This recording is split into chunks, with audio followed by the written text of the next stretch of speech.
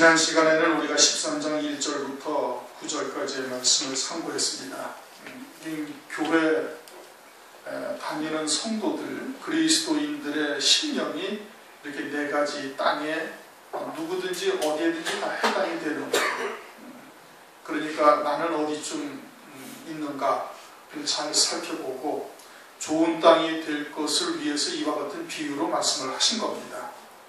좋은 땅은 100배, 60배, 30배의 결실을 한다. 결실이라는 것은 이제 막 해동이 되면은 거름도 주고 땅도 뒤집어 엎고 그리고 씨를 뿌리고 그 여름철 되면 그 때 앞에 대해서 전부 다 김을 메고 가꿔야 되고 그리고 때를 따라서 또 물을 대주기도 해야 되고 그렇게 해서 가을에 추수할 때까지 그 인내하며 인고의 시간을 보내는 것이 결실이에요. 결실할 때까지.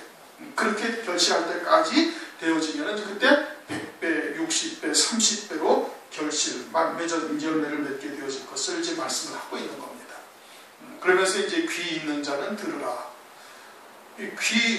귀가, 육신의 귀가 없는 사람은 지금 이 말씀조차도 못 듣고 있죠. 그렇죠? 그런데 지금 귀 있는 자는 들으라는 것은 육신의 귀를 말하는 것이 아니거든요.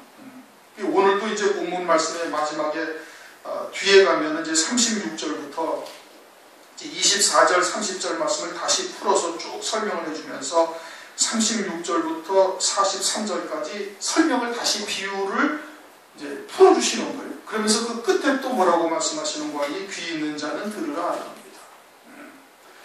그러니까 하나님의 말씀을 통해서 들을 수 있는 자가 있고 들을 수 없는 자가 있는 거예요. 곡식과 가라지의 비유도 이제 24절부터 곡식과 가라지의 비유를 말씀하고 있지 않습니까? 이것이 교회는 들을 수가 있고 세상은 듣지 못한다 이런 뜻이 아니고 교회 안에 들을 수 있는 사람이 있고 듣지 못하는 사람이 있는 교회 안에 알곡이 있고 교회 안에 가라지, 여기는 가라지라고만 되어 있지만 실제 원어를 보면 독보리라는 뜻인 겁니다. 독보리. 그건 아주 그냥 해로운 것이죠. 가라지라는 것은 껍데기만 있고 속에 알곡이 없는 것을 가라지라고 일반적으로 그렇게 이해하고 있는 것이잖아요. 근데 원어를 보면, 원문을 보면 독보리라는 거예요. 오히려 독을 나타내서 드러낸 독을 뿜어서 옆에 것까지 멸망케 하는 그와 같은 존재가 되어져 있음을 말하는 겁니다. 그러니까 오늘날 우리들도 과연 귀가 있는 자인지 아니면 귀가 없는 자인지 하나님으로부터 어마어마한 은혜를 입은 존재인지 아닌지를 이제 말씀을 통해서 보면은 이제 알 수가 있겠죠. 10절을 보니까 제자들이 예수께 나와 가로되 어찌하여 저희에게 비유로 말씀하시나이까. 13장 1절부터 19절까지 이제 네 가지 밭에 대해서, 네 가지 땅에 대해서 이제 비유로 지금 말씀하신 거예요. 그러니까 이제 제자들이 와가지고 아니 그냥 곧바로 딱 직설적으로 얘기를 하시면 될 터인데 왜 그렇게 비유로 말씀하십니까? 이렇게 이제 물었어요. 그러니까 11절에 말씀하시기를 대답하여 가라사대 천국의 비밀을 아는 것이 너희에게는 허락되었으나 저희에게는 아니 되었다. 너희는 누구예요? 제자들. 저희는 누구예요? 무리들이에요. 떡이나 먹고 배부르고 그리고 병이나 낫고 뭐 기타 등등 이와 같은 것을 위해서 주님을 쫓아다니는 자들을 말하는 겁니다. 비유로 말씀하신 이유가 뭐냐면 제자들에게는 알게 하시고 그들은 봐도 또는 들어도 깨닫지 못하게 비유로 말씀하셨다 이겁니다. 그 오늘날도 그러면 성경을 우리가 다 같이 성경을 봐요. 예수 믿는 사람들, 교회 다니는 사람들 모두가 다 성경을 다 보고 있어요. 다 똑같은 하나님의 말씀을 봐요. 예수님이 마치 유대인들 앞에 예수님이 나타나신 거하고 똑같은 거예요. 그렇죠? 유대인들 앞에 예수님이 오셨어요. 하나님의 아들이. 그런데 그 제자들은 그분을 그리스도로 영접하고 대제사장이나 서기관들이나 대다수의 유대인들은 성자 하나님을 보고도 어떻게 해요? 이건 하나님이라고 인정을 하지 아니하는 거예요. 그들의 눈에는 그것이 보이지 아니하는 거예요.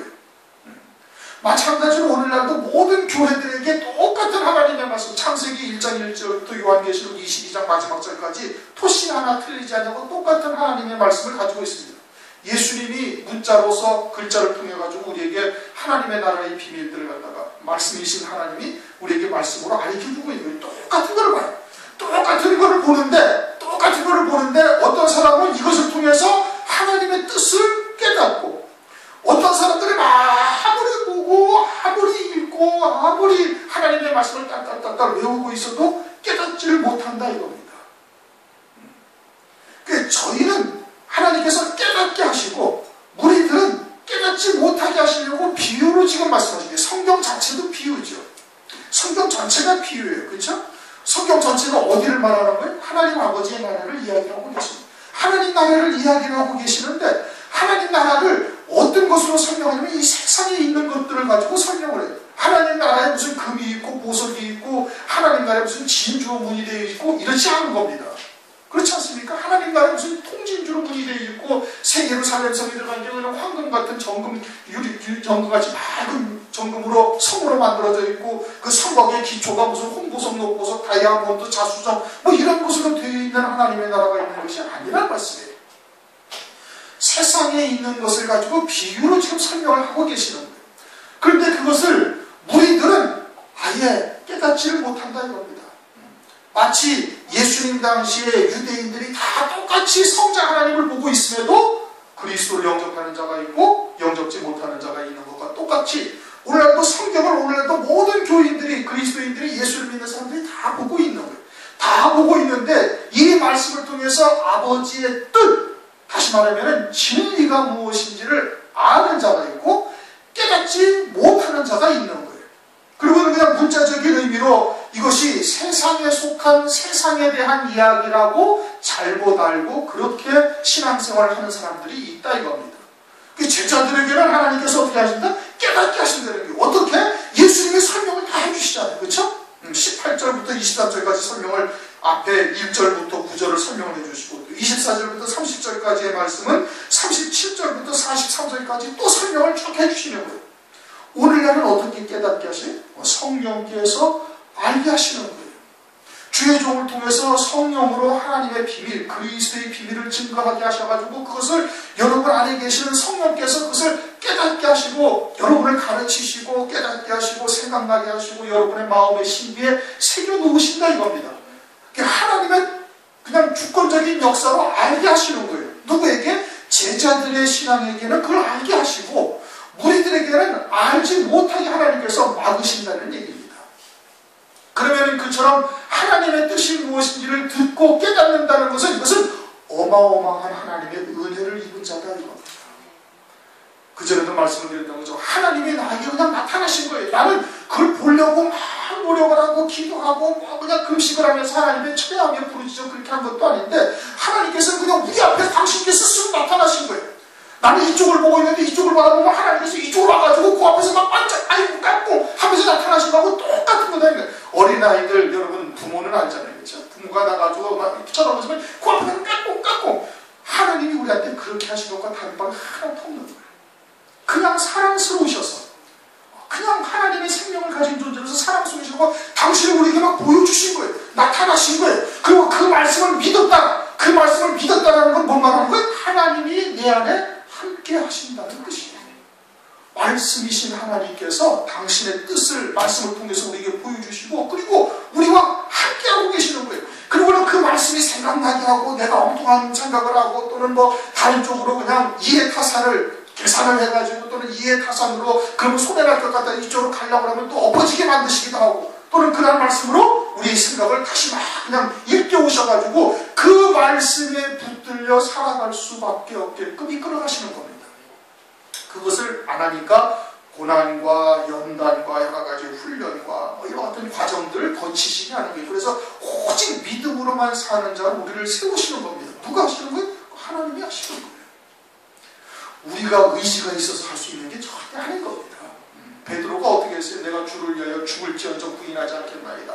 그렇게 제자들도 다 똑같이 말하더라. 그래놓고 어떻게 했어요? 다 도망가버리고 부인하고 다 흩어져 버리지 않았습니까? 그건 자기 의지로 되는 게 아니에요. 그래 하나님께서 성령으로 우리를 그와 같이 은혜를 베풀고 계시다 이겁니다. 이게 얼마나 엄청난 하나님의 은혜예요. 그런데 우리는 그거를 별로 소중하게 생각지 못할 때가 많은 거예요. 왜? 육신을 입고 있으니까 당장 발등에 떨어진 불이 더 다급한 겁니다. 그런데 여러분 한번 생각을 해보십시다. 우리가 이 땅에서의 사는 삶은 그저 70년, 80년, 이제는 뭐 예전에는 6, 70년이었는데 이제는 이제 수명이 늘어가가지고 뭐 이제 70년, 80년은 대부분 다 살아요. 여자분들이 더 오래 살잖아요. 웬일인지는 모르지만 근데 여자분들이 오래 살게 만들어 놓으셨어요. 남자들보다. 이 남자들 성질이 급해서 그럴 거예요. 짐승들도 보면 성질이 급한 짐승들이 빨리 죽습니다. 사자 같은 거 오래 못 살아요. 초식동물이 뭐 기린이나 코끼리 같은 것이 엄청나게 오래 살지 않습니까? 사자는 14, 15년 살면 끝인데 코끼리는 60년, 80년을 살잖아요. 초식동물들이. 어쨌든 하나님께서 오늘날 우리들을 그렇게 수명을 연장을 시켜놔서 이렇게 7, 80년, 뭐 8, 90년 살지만은 그거 8, 90년이 그냥 아침 안개와 같은 거예요. 그 영화로움은 풀의 꽃과 같다. 성경은 그렇게 말씀해요. 그 대신에 하나님 나라는 어디? 영원하다 이겁니다. 아주 그냥 영생을 누리는 거예요.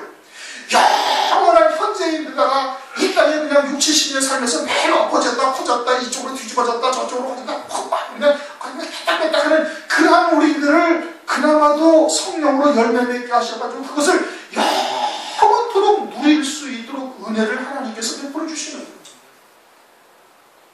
그러니까 무엇이 참 복이에요?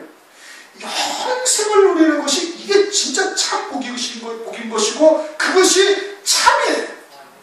이 땅에 7, 80년 사는 육신의 인생은 이것은 참이 아니란 말이에요. 이 천지와 만물은 훗날 이건 종이축 말리듯이 다 사라져버릴 것이고 전체가 다 없어질 것이고 영원한 아버지의 나라만 딱 존재하게 되는 거예요. 그 가운데서 우리가 이 땅에서 그냥 그렇게 엎어졌다 일어섰다 뒤집어졌다 꼬꾸라졌다 하면서 그나마 열매 맺은 것을 가지고 그 나라에서 영생토록 영광을 누리면서 살아갈 수 있도록 하나님께서 은혜를 베풀고 계시는 거예요. 이게 뭐가 참이에요? 그것이 참이에요. 이곳은 그림자와 같고 허상과 같은 거예요. 잠시 있다 사라질 것밖에 없다 이겁니다. 근데 우리는 여기 있는 것 가지고 아주 그냥 전전긍긍하고 내 발등에 불이 떨어져가지고 지금 당장 발등에 도끼 치겠는데 이게 더 급하지 어떻게 그것이 급하냐고 생각을 바꾸지를 못하는 것이 우리들의 속성인 거예요. 그래서 자꾸 그냥 뒤집어졌다 엎어졌다 그러니까 하나님께서 계속해서 훈련하시고 연단하시는 거예요. 그러나 하나님이 내게 나타나셨다는 것 그 말씀을 믿음으로 하나님이 내게 함께 하신다는 것은 이것은 어마어마한 은혜를 이분도 그냥 자다가도 벌떡 일어나서 할렐루야 찬송하고 그러고 다시 자기 들어야 할 정도도 그보다도 더 큰 거예요 사실은요. 그런데 우리는 그것을 소홀히 여긴단 말이에요. 왜? 육이 입고 있으니까 당장 배고프니까 당장 가셔가지고 이게 훨씬 더 아프지. 하나님 나라의 영광 하나님 나라의 멸류관 이것은 뭐 상관없어. 무슨 당장 여기가 아픈 걸 뭐 어떻게 하겠어. 그러니까 새 피조물이 되라고 성경에서 말씀을 하시는 겁니다. 그러니까 계속해서 새 피조물이 되어야 된다. 그리스도 안에 있는 새 생명으로 살아야 된다. 뭐 그냥 성경에서 계속해서 강조를 하고 있는 이유인 거예요. 그렇게 새 생명으로 사는 자가 되어지면 하나님 나라가 보이기 시작하는 겁니다.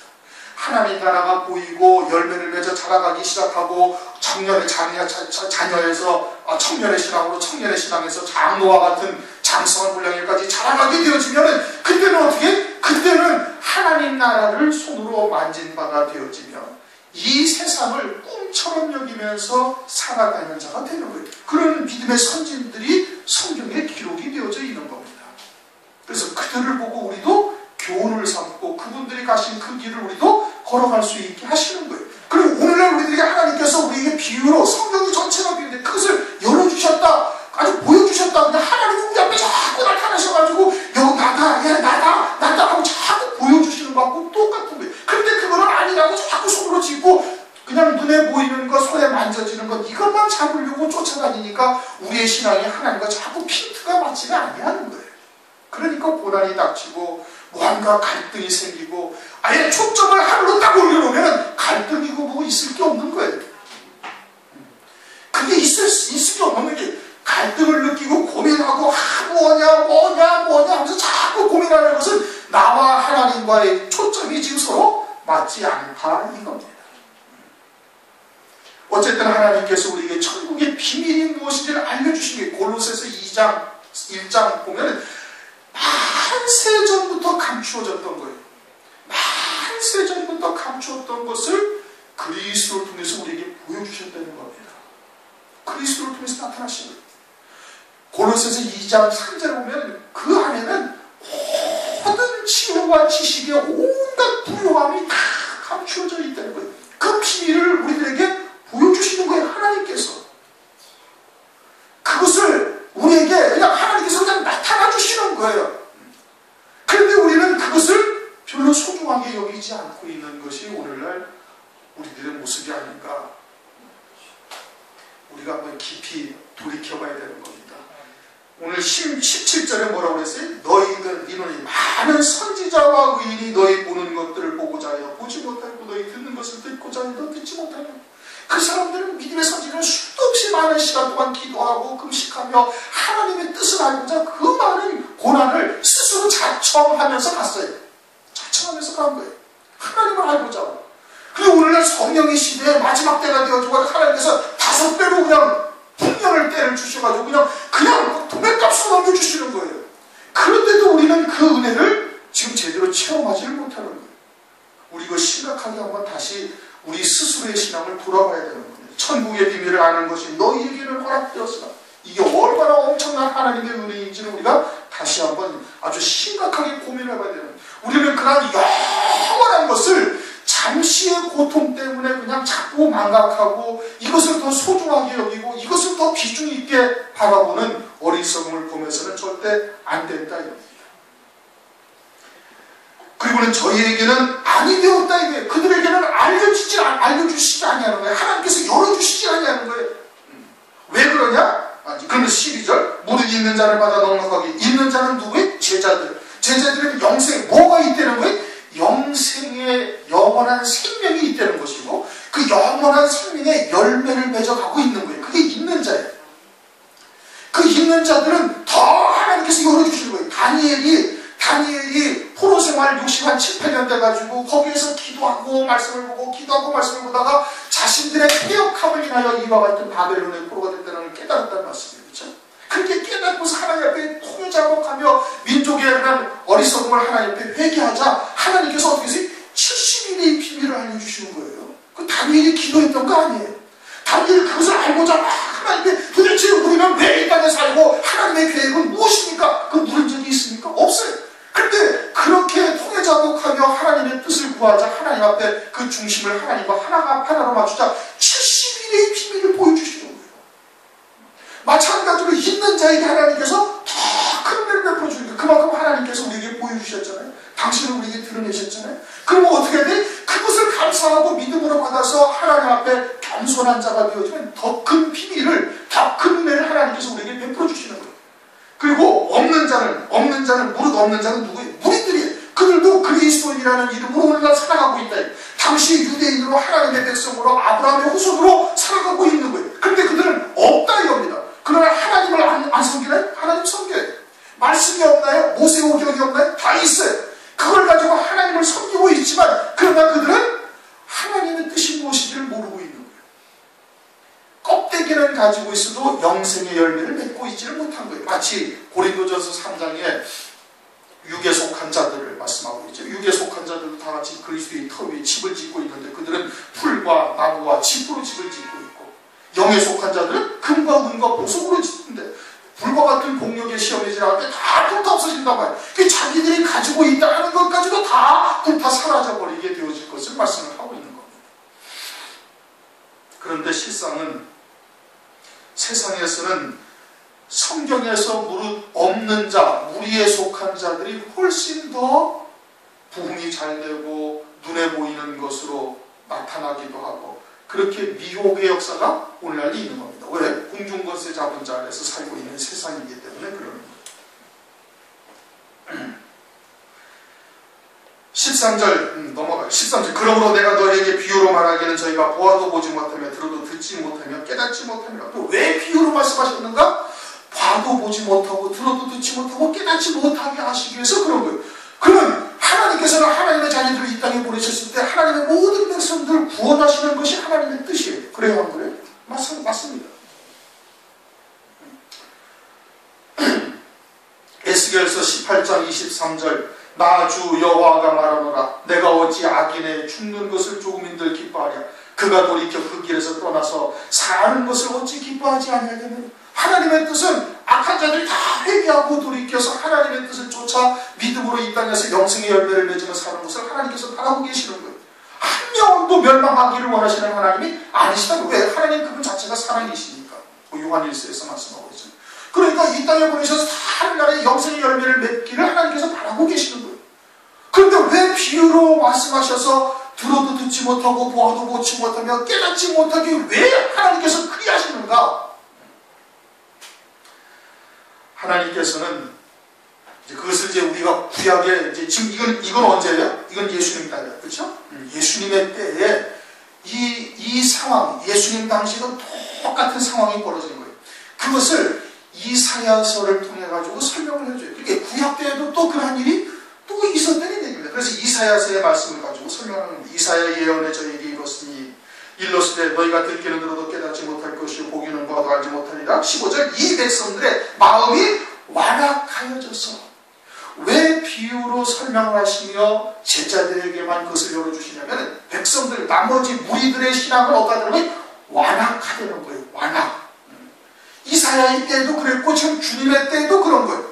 그래서 이사야의 때, 예레미야의 때 하나님께서 그 종 선지자들을 보낼 때 아주 무수히 보냈다. 그렇게 말씀해요. 예레미야서 25장 4절 여호와께서 그 모든 종 선지자를 너희에게 보내시되 부지런히 보내셨으나 너희가 듣지 아니하였으며 귀를 기울여 들으려고도 아니하였다. 하나님께서 선지자들을 수도 없이 많이 보내신 거예요. 그리고는 계속해서 하나님의 말씀을 이스라엘 백성들에게 전하셨어요. 그런데도 이스라엘 백성들이 들어야 안 들어요? 안 듣는 거예요. 왜? 마음이 완악하여져가지고. 그래서 예레미야서 15장 6절 여호와께서 가라사대 네가 나를 버렸고 내게서 물러갔으므로 내게로 내 손을 펴서 너를 멸하였노니 이는 내가 뜻을 돌이키기에 염증이 났음이로다. 하나님께서 회개할 때를 기다리고 또 선지자를 보내서 하나님의 말씀을 증거하고 또 전하고 또 전하고 해도 전혀 비동도 하지 않냐고 움직이지도 않냐고 도리어 그 선지자들을 어떻게 돌로 치고 감옥에 가두고 물구덩이에다 집어던지고 그리고서 어떻게 죽이기까지 하는 겁니다. 그러니까 하나님께서 어떻게 하셨다? 뜻을 돌이키기에 염증이 날 정도다 이겁니다. 오죽하시면 하나님의 그냥 마음이 그냥 아주 염증이 날 정도, 이게 아주 보기도 싫을 정도가 되어져 버린 거예요. 이스라엘 백성들이, 하나님의 백성들이. 그러면 이스라엘 백성들이 하나님을 안 섬기고 있나? 섬기고 있었던 거예요. 하나님의 이름으로 하나님의 성전에서 하나님을 경배하며 제사와 예물을 드리고 있었던 거예요. 에스겔서 20 몇 장이에요? 23장인가? 에스겔서 8장을 보면은 그냥 성전 안에서 벽에다가 곤충을 그려놓고 곤충을 섬기고 하고 태양신을 향해서 성전에서 동방의 태양신을 향해서 하고 앉아요. 또 나무수를 향해서 저하고 앉아요. 성전 안에서 하나님의 이름으로 하나님을 섬긴다면서 전부 다 우상 숭배를 하고 있었던 겁니다. 그것은 그림자예요. 그러니까 하나님께서 염증이 났다는 말씀이에요. 그래가지고 이스라엘 백성들을 바벨론의 포로로, 유대 백성을 바벨론의 포로로, 북이스라엘은 아수리아가 그냥 150년 전에 더 먼저 멸망하게 만드신 거예요. 그러고서는 이스라엘 백성들이 포로에서 돌아와서 정결하게 다니엘과 같은 자들 갖다가 신앙에서 믿음의 선지들을 갖다가 그 안에 세우셔서 다니엘이나 에스겔이나 기타 서재를 세워가지고 그들을 갖다 정결하게 해서 다시 예루살렘으로 돌아오게 하셨어요. 그리고 성전도 다시 지었죠. 스룹바벨 성전이라는 것을. 그리고서 400여 년 후에 주님이 오신 겁니다. 성자 하나님이 오신 거예요. 그리스도께서 오셨는데 그때 유대인들이 또 어떻게? 또 이사야의 때와 똑같은 행동들을 또 하고 앉아있는 겁니다. 그래서 이사야의 때의 예언을 주님께서 빌어서 유대인들을 갖다가 질책을 하고 계시는 거예요. 책망을 하고 계시는 거예요. 이 백성들의 마음이 완악한. 그래가지고 마태복음 12장 19절 20절 우리 다 같이 한번 읽어보시죠. 마태복음 12장 19절 20절 그가 다투지도 아니하며 들레지도 아니하리니 아무도 길에서 그 소리를 듣지 못하리라. 상한 갈대를 꺾지 아니하며 꺼져가는 신지를 끄지 아니하기를 심판하여 이길 때까지 하리니. 예수님이 오셔가지고 예언이 되었는 내용이거든요. 시편 이사야서 42장이 이미 예언되어 있던 내용. 예수님께서 오셨는데 예수님께서 오셔가지고 그분은 다투지도 아니한다는 거예요. 들리지도 않는다는 거예요. 막 큰 소리로 떠들지도 아니한다는 거예요. 다투지도 아니한다는 것은 내가 하나님의 아들이라고 다투면서 증거하지도 아니하신다는 거예요. 말씀을 하시지만은 그들이 반박하고 그들이 대적하고 그들이 핍박하고 조롱하면은 그냥 입을 닫고 딴 곳으로 가버리시는 거예요. 그런데 그리스도가 오셨거든요. 성자 하나님이 오셨거든요. 전능하신 하나님이거든요. 주님이 하시는 말씀은 그냥 천둥소리처럼 해서 온 이스라엘 백성들에게 단순간에 똑같이 동일하게 다 들리게 하실 수가 얼마든지 있어요. 알아듣다 하면서 막 번개를 치고 천둥을 치고 땅을 뒤집어가지고 당신이 그리스도인 것을 증명하실 수가 얼마든지 있으셨던 거예요. 그런데 다투지도 아니하고 들리지도 아니하고 이미 상한 갈 때가 되어 있는데 상하지만 꺾어버리지 않았어요.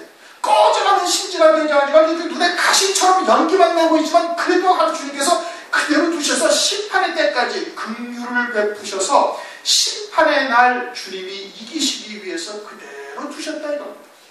예수님 당시에도 그런 거예요. 유대인들이. 그래가지고 주님께서 비유로 설명을 하셔서 그와 같이 완악한 자들은 아예 듣지도 못하게 하고 보아도 보지 못하고 들어도 듣지 못하고 깨닫지 못하게 하려고 그렇게 비유로 말씀하셨다 이런 뜻인 겁니다.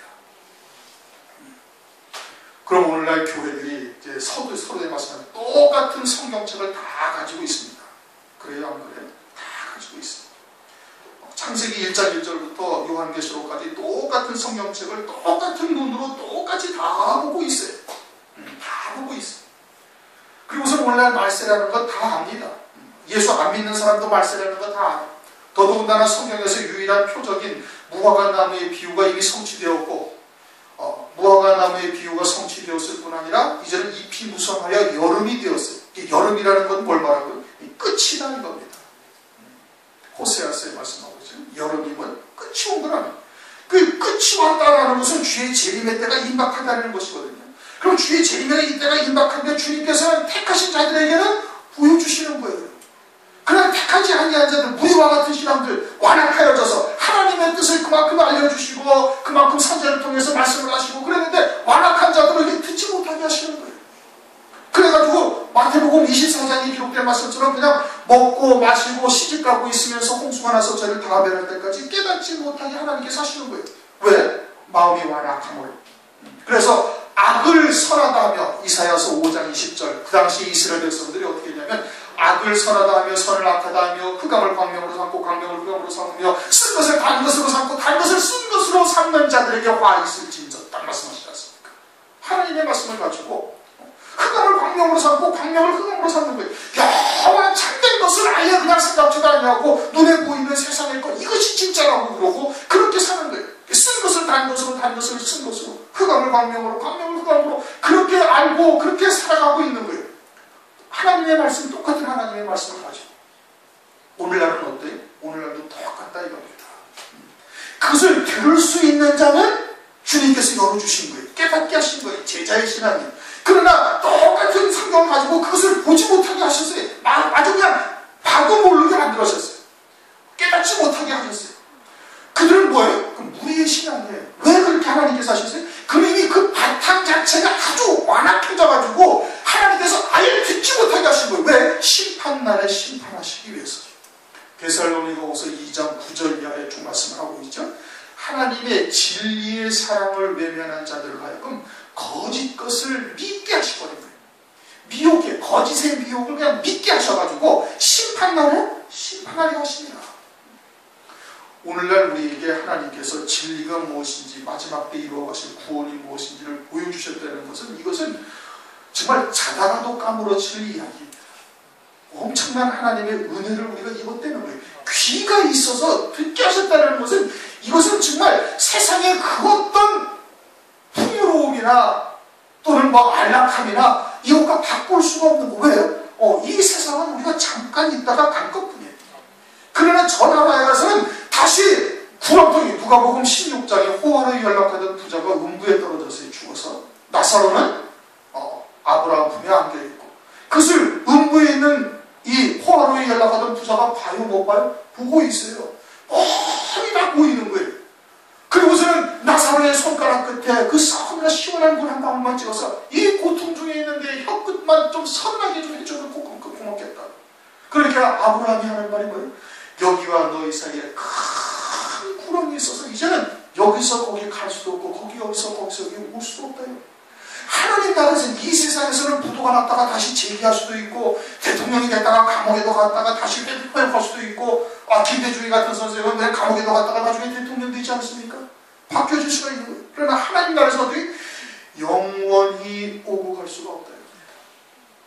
한 번 하나님 보좌와 우편 영광의 자리에 대해서 영원히 그 영광을 누릴 수가 있는 거예요. 그것이 참이에요. 이 세상은 참이 아닌 거예요. 잠시 있다가 영원한 나라에 그 열매 맺는 삶을 위해서 잠시 있는 거예요. 그런데 모든 사람들이 다 육신의 것에 더 많이 치중을 하는 거예요. 그래서 먹고 마시고 시집가고 장가가고 있으면서 홍수가 나서 저희를 다 멸할 때까지 깨닫지 못한다. 왜 하나님께서 그들로 하여금 깨닫지 못하게 하셨어요? 마음이 완악하니까. 사람의 계명으로 하나님을 헛되이 경배하니까. 이제 15장에 가서 그것을 구체적으로 설명을 하시는 겁니다. 15장 9절. 사람의 계명으로 교훈을 삼아 가르치니 나를 헛되이 경배하느니라. 세상 사람들도 다 들을 수 있는 이야기로 하나님의 말씀을 바꿔버리는 거예요. 요한일서에 아주 기가 막히게 말씀하고 있잖아요. 저희는 세상에 속하여 세상에 속한 말을 하며 세상도 저희 말을 듣느니라. 진리의 영과 미혹의 영을 이로써 구별하느니라. 그러니까 교회에서 선포되는 하나님의 말씀은 새 피조물 된 자, 새 생명으로 사는 자들에게 하나님의 나라를 지금 설명을 하는 거예요. 어떻게 하면 더 큰 영생의 열매를 맺을 것인가, 하나님 아버지의 보좌 우편의 영광 중에 이르는 길은 무엇인가, 이거를 우리에게 알려주시는 거예요. 그런데 교회에서 선포되는 말씀이 그저 부모를 잘 공경하고 세상에서 훌륭한 사람 되고 세상에서 존경받는 사람이 되고 세상에서 또한 행복한 가정을 이끌고 어떻게 하면 존경받는 아버지가 될 것인가, 뭐 기타 등등 이런 것은 교회에서 할 이야기가 아니다. 그것은 세상에서 얼마든지 할 수 있는 이야기. 그렇게 세상 사람들도 다 들을 수 있는 이야기를 만약에 하고 있다면 그것은 사람의 계명으로 하나님을 헛되이 경배하는 것이고, 그 마음이 이제는 완전히 완악해져가지고 논리화가 돼서 아무리 하나님의 말씀을 선지자들로 수도 없이 보내면서 증거해도 그들이 받아들이질 아니하니까 하나님께서 아예 그들을 갖다가 듣지 못하게 하신다는 얘기입니다. 무서운 얘기죠. 그럼 안 듣는, 못 들었다는 건 뭘 말하는 거예요? 이미 심판의 대상이다. 진리를 증거했는데, 여러분들이 나가서 그런 하나님의 말씀을 전해줬는데 대적하고 조롱하고 핍박하고 미워하면은 하나님께서는 이미 그들을 어떻게, 이미 심판의 대상으로 하나님께서 정하셨다는 뜻입니다. 엄청나게 무서운 얘기예요. 우리는 그럼 듣게 하셨다는 건 뭐예요? 그는 하나님으로부터 큰 은혜를 입었다, 이 뜻인 겁니다. 큰 은혜를 입은 거예요. 완악한 마음이 그들과 나와의 차이가 별반 다르지 않아요. 여러분, 사실 우리나 또는 그렇게 사람의 계명으로 살고 있는 사람들이나 사실 우리가 보기에는 크게 다른 것이 아니에요. 그러나 하나님이 보시기에는, 하나님이 보시면 완전히 다른 거예요. 그냥 하늘과 땅 차이인 거예요. 그래서 우리들에게 하나님께서 무엇이 우리 안에 남아있었는지 하나님께서 우리를 사랑하사 그것을 다 보여주시는 거예요. 이쪽으로 고개를 들면 이쪽으로 와서 얘한 대가 여기 있다. 이쪽으로 고개를 들면 한 대가 여기 있다니까. 그러면서 우리를 이렇게 하나님이 나타나 주신 거예요. 그리고 그것을 믿게 하셨단 말씀이에요. 이거는 엄청난 하나님의 은혜요 사랑을 입은 것이다 이겁니다. 16절. 그러나 너희 눈은 봄으로 너희에게는 들음으로 복이 있도다. 참으로 복인 거예요. 이게 진짜 참 복인 거예요. 주님이 오셔가지고 구약에서는 이제 뭐 들어가도 복을 받고 나가도 복을 받고 뭐 11조라면 복을 부시고 저저저 뭐 했는데, 주님이 오셔가지고 복이라는 개념을 완전히 바꾸셨죠. 복이 뭐냐? 그 영이 가난한 자부터 시작해가지고 온유한 자요, 의를 위하여, 결국은 뭐예요? 의를 위하여 핍박을 받는 자가 되는 것이, 이게 진짜 복이다 이겁니다. 참 복이 무엇인지를 주님이 오셔가지고 다시 완전히 바꾸신 거예요. 그래갖고 살인죄도 다시 바꾸시고, 사람의 계명으로 살고 있던 유대인들로 하여금 하나님의 뜻을 온전히 드러내 주신 거예요. 참된 복이 무엇이냐, 살인죄가 무엇이냐, 가늠죄가 무엇이냐 등등 하나님의 말씀에 온전한 진리를 다시 드러내신 거예요. 그 들은 것이, 그것이 복이다. 그 들음으로 복이 있고 그 눈으로 공의로 그것이 복이 있다. 17절. 내가 진실로 너희에게로 이 많은 선지자와 이미 너희 보는 것을 보고자 해도 보지 못하였고 너희 듣는 것을 듣고자 해도 듣지 못하였다. 수많은 믿음의 조상들이 그런 하나님의 온전하신 뜻이, 율법이, 구약이, 우리가 지금은 신약이 구성이 되어져 있으니까 구약을 보기가 쉬운 겁니다. 구약을 보고 이해할 수가 있는 거예요. 사실 우리로서는 구약을 보기가 더 어렵습니다. 그렇죠? 전부 다 이 주님이 오신 뒤에 그 정답을 쭉 열거를 하셨기 때문에 구약이 사실상 엄청나게 어려운 얘기예요. 한마디로 구약의 아모스서의 요셉의 환란이 그게 뭐예요? 우리는 지금 알 수 있단 말이에요. 근데 구약의 아모스 선지자는 요셉의 때로부터 1100년 후에 있던 선지자예요. 1100년 후에 온 요셉의 때로부터 1100년 후에 온 아모스 선지자가 요셉의 환란을 인하여 근심치 아니하자는 화가 있다. 아니 그러니 그건 완전히 이스라엘 백성들 구약만 가지고 있는 사람들에게는 그 난제 중에 난제인 겁니다. 풀리질 않는 거예요. 뭐 창세기를 말할 것도 없고 여자의 후손이 누구냐? 이게 뭐 난제 중에 난제지요. 여자의 후손이 와가지고서는 뱀의 머리를 상하게 할 거예요. 이 지금도 풀리지 않는 겁니다. 유대인들에게는. 우리는 그걸 알고 있잖아요. 유대인들은 그게 풀리질 않냐는 거예요. 그런데 구약이 엄청나게 어려운 거예요. 그러니까 어려우니까 그 많은 사람들이 얼마나 기도를 했겠어요. 하나님의 말씀을 주셨는데 이게 도대체 무슨 뜻인지 알지를 못하니까 검은 건 글자요 하얀 건 여백밖에 안 보이니까 그냥 기도하고 그 뜻을 알고자 얼마나 많은 기도와 금식과 하나님의 무릎을 꿇고 통성기도를 했겠어요. 속된 말로 요즘처럼 소나무 뿌리를 몇 개를 뽑았겠지요. 일생 동안. 그랬더니 뭐라는 거예요? 풀리지 아니한 거예요. 그런데 제자들에게는 지금 그것이 그냥 다 술술 풀려 나가는 것이 아니었습니다. 그러니까 이것이 너희들이 보는 것이 얼마나 복이 있냐. 특별히 이제 마지막 때가 되어져서 대부분의 교회들은 주의 재림의 때라고 말은 하지만 재림이 무엇인지조차 모르고 있습니다. 재림 때 어떤 일들이 있을지조차 알지를 못해요. 그런데 우리는 주께서 이루어가신 구원의 역사를 말씀을 통해서 깨닫고 있지 않습니까? 재림 전에 환란이 있고 환란 가운데 예수의 증거 하나님의 말씀을 해요. 목뱀을 맞게 하시고 신앙의 정절을 지키다가 그들을 갖다가 첫째 부활이다. 첫째 부활이라는 게 뭐예요? 어린 양이 아니다. 그리스도와 함께 왕으로서 천년 동안 그리스도의 나라에서 다스리는 이 어마어마한 은혜를 있는 존재다. 그리스도와 같이 하나님의 말씀을 인하여 목뱀 받는 자들이 그리스도의 신부가 되는 거예요. 그렇잖아요? 그래야 맞지요. 아주 그냥 예수 그리스도가 누군지 제대로 알지도 못하는데 어떻게 그리스도의 신부가 돼? 신앙이 영적으로 어린아이요, 젖먹이요, 아주 그냥 철부지 그런 상태인데 어떻게 어린 양이 안에 그리스도의 신부가 어떻게 될 수가 있겠어요? 어린 양이 안에 그리스도의 신부는 그리스도와 같은 믿음의 분량에까지 이르러야 됩니다. 그리스도의 형상으로 우리를 갖다가 세우시기 위해서 이 땅에 보내심을 받았다고 로마서 8장에 말씀하고 있지 않습니까? 그리스도의 신부라는 것은 그리스도의 형상에까지 자라가야 되는 거예요. 근데 그리스도의 형상이 뭔지를 성경을 통해서 깨달아야 되는데 그걸 뭔지 알지를 못하지 않습니까? 그런데 오늘날 우리들에게는 마지막 때 그와 같은 이루신 구원을 하나님께서 알려주신다는 거예요. 이거는 어마어마한 복이다. 성경 전체의 비밀이 다 풀린 거예요.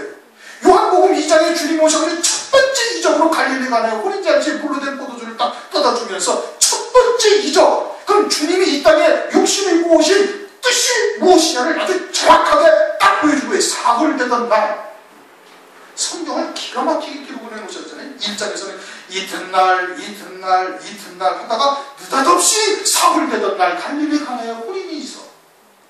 그러면서 사흘되던 날에 갈릴리 가나에 혼인잔치가 주께서 재림하시고 초림 이후에 이틀 후에 주께서 재림하시면서 그와 같은 어린 양의 혼인잔치가 벌어질 것을 말씀을 하시면서 그 어린 양의 혼인잔치에 신부로 참여하는 자들의 비밀이 그것을 하나님께서 드러내신 거예요. 이게 얼마나 엄청난 하나님의 은혜예요. 그보다 더 큰 것이 뭐가 있겠습니까?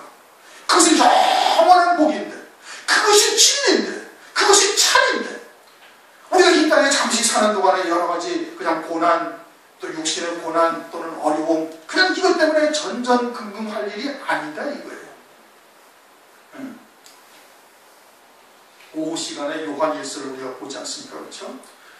요한일서 4장에 보면 사랑을 온전히 이루게 되어지면 두려움이 없다는 거예요. 그렇죠? 하나님의 사랑이 무엇인지를 깨닫고 그 사랑과 하나가 되어지면 두려움이 없어지는 거예요. 무엇에 대한 두려움이 없어지는 거예요? 세상에 대한 거에 두려움이 하나도 없어지는 거예요. 있든 없든. 그리고 사도 바울은 나는 빈부나 귀천이나 모든 것을 다 처할 줄 알았다. 일체의 비결을 배웠다는 거예요. 히브리서 11장의 믿음의 선진들은 세상이 감당치 못할 자들이 되는 거예요.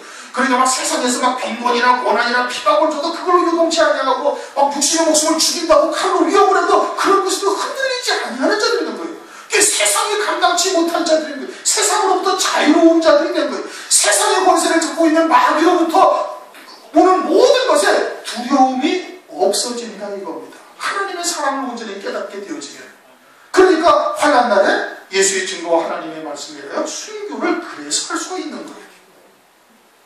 그 하나님의 은혜를 오늘 우리에게 지금 보여주신 거예요. 성경을 주시고 천지와 만물을 창조하시고 이 땅에 하나님의 자녀들을 보낸 궁극적인 목적이 뭐냐? 그리스도의 신부다인 거예요. 그리고 마지막 때 그 길을 우리에게 알려주신 거예요.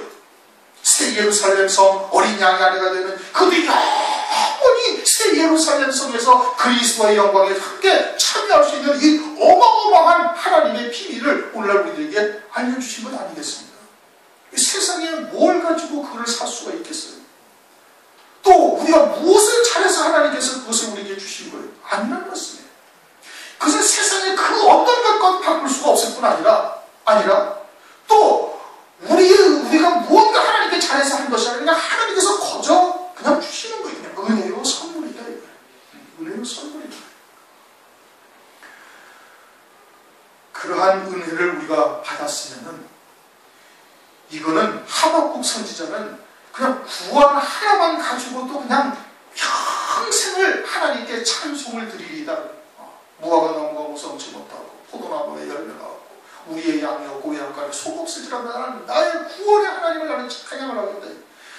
그런데 우리는 그에 더해서 영원히 하나님의 영광에 함께 하나가 되어져가지고 완전히 해와 같은 영광을 영원토록 누릴 수 있는 그 은혜를 우리에게 베풀어 주셨는데, 그런데 우리는 그거를 가볍게 여긴다는 말씀이에요. 이게 참 심각한 거다 이겁니다. 그보다 당장 밥 한 끼가 훨씬 더 중요하게 여긴다면 이건 우리의 신앙이 뭔가 엄청나게 지금 잘못되어 있는 겁니다, 여러분. 잘못되어 있는 거예요. 당장 내 앞에 나가는 것이 무엇이 조금 잘못됐다고 그것 때문에 우리가 울고 그냥 난리를 친다면 이 엄청난 하나님의 은혜를 베푸신 것을 우리가 너무 소홀히 여기는 것이고, 하나님의 은혜를 지금 우리가 잘못 받고 있다는 겁니다. 지금 심각하게 우리가 생각을 해봐야 되는 거예요.